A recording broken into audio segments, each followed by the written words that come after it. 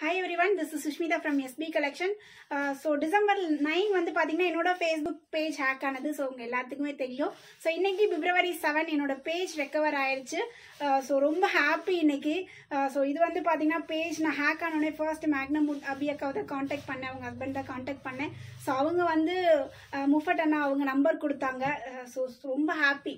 So அண்ணா இல்ல அப்படின்னா என் page வந்து கிடைச்சிருக்காது.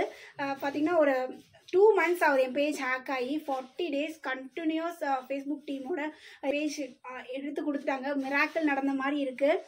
ஸோ இந்த மாதிரி வீடியோ பார்க்குறீங்க, உங்களுக்கு ஃபேஸ்புக், இன்ஸ்டா, யூடியூப், ஸோ இதில் ஏதோ ஹேக்கிங் நடந்திருக்கு, என்ன ப்ராப்ளமாக இருந்தாலும் இவரை காண்டாக்ட் பண்ணுங்கள்.